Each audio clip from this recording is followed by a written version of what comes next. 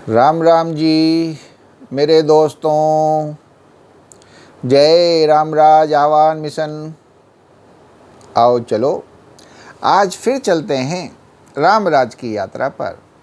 और रामराज की यात्रा पर आज का दर्शन है कुदरत के नियम एवं नीतियाँ, जो हमारी रामपन की बुक पार्ट 13 के पेज नंबर 26 पर लिखा है। कुदरत के नियम एवं नीतियाँ। अब ये क्या हैं? पहली बात तो कुदरत प्रेम और सौहार्दता यानी कि हारमनी ही पसंद करती है। अब वह चाहे जैसे भी मेंटेन हो, इसके लिए कई तरीके हो सकते हैं। प्रेम से, सकल ताड़ना से, भावनात्मक रूप से, सहयोग के द्वारा, दया के रवैये से, कृपापूर्ण होकर के, ज्ञान से, उदासीनता से, बड़प्पन से। बस चाहे जैसे भी हो, कुदरत जो पसंद करती है वो हारमनी और आपस में प्रेम ही पसंद करती है।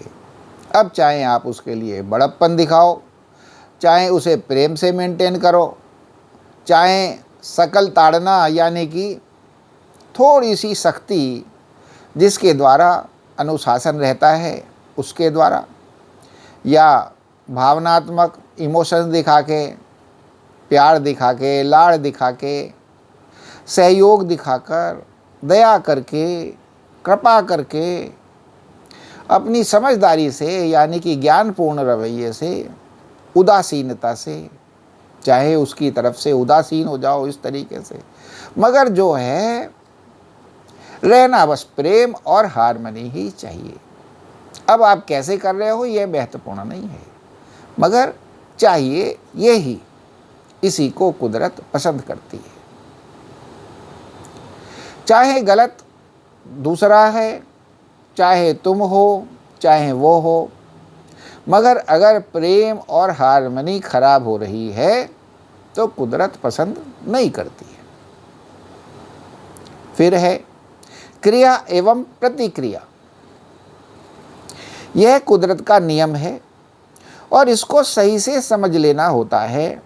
जब किसी क्रिया की प्रतिक्रिया हो तो बुरा ना मानो, क्योंकि वो बस प्रतिक्रिया है, यह तो होगी ही। हमेशा क्रिया वह करें जिससे प्रतिक्रिया आपकी मनपसंद प्रतिक्रिया हो।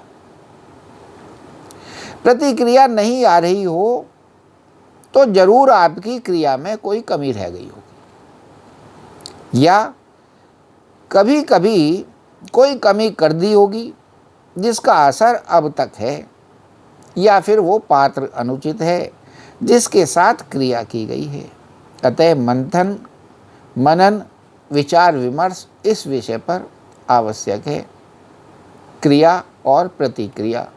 क्योंकि जो इंसान परेशान होता है तभी होता है जब सामने से प्रतिक्रिया, वो वाली प्रतिक्रिया नहीं आ रही जो आप चाह रहे थे, जो आपकी पसंद की प्रतिक्रिया थी। तो समझना आवश्यक है कि कहीं ना कहीं कोई क्रिया में गलती हो गई है, या जिससे आप प्रतिक्रिया की उम्मीद कर रहे हो वो कुछ अलग प्रकार का इंसान है, उसकी सोच अलग है, उसकी समझ अलग है, उसमें नासमझी है, नासूझबूझ है, और कई बार होनी भी बलवान होती है, वो भी तुम्हारे से खेल रही होती है। क्योंकि जो होनी है उसको तुम्हारे से कई बार मज़े भी लेने होते हैं, तुम्हें चिढ़ाना भी होता है, तुमसे हट खेली भी करनी होती है, खेल भी खेलना होता है। क्योंकि इसी से जो है इस कुदरत में, इस सृष्टि में रंग भरे जाते हैं। अगर सब सीधा सीधा ही करते रहें तो ये जो सृष्टि है रंगीन कहाँ से होगी? हंसी मजाक छेड़छाड़ कहाँ से होंगी? क्योंकि जो हंसी मजाक छेड़छाड़ ये जो हैं थोड़ी सी उच्छृंखलता से ही तो हो पाती हैं, थोड़ी शैतानियों से ही तो हो पाती हैं। तो उन शैतानियों को भी समझें और उनका आनंद लें, और हारमनी और प्रेम को आपस में जो होता है बिगड़ने ना दें, उसे बना के रखें। इसी प्रकार ये कुदरत का आनंद है। अब कुदरत का क्या है कि वो समता दे रखती है, वो तुम्हें कृपा भी देती है, सजा भी देती है, सहयोग भी देती है, बाधा भी देती है, कर्मठता भी देती है, आलस्य भी देती है, और आज का फल आज ना देकर कल भी दे देती है, और फल अपने से ना दिलवाकर कभी किसी दूसरे से भी दिलवा देती है।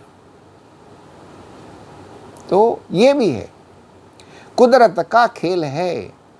अब वो तुम्हें क्या देती है, क्या नहीं देती है, कब देती है, किसके द्वारा देती है नहीं देती है, बस सब लीला है। ये कुदरत जो तुम्हारे साथ कर रही है उसका आनंद उठाना सीखें, तो तुमसे बड़ा कोई आनंदित नहीं है, तुमसे बड़ा कोई सुखी नहीं है, क्योंकि तुमने कुदरत के स्वभाव को समझ लिया है।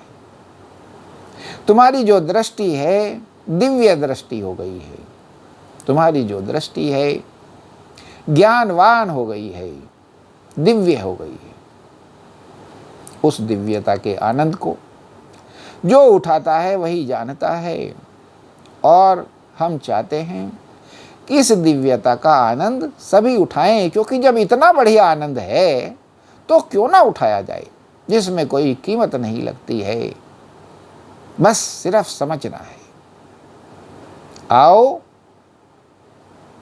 इस कुदरत को समझें और इस कुदरत के खेल का, इस कुदरत की लीला का आनंद उठाएं, और स्वयं राम बन जाएं, और अपने जीवन को, अपने इर्द गिर्द की दुनिया को राम राज बनाएं।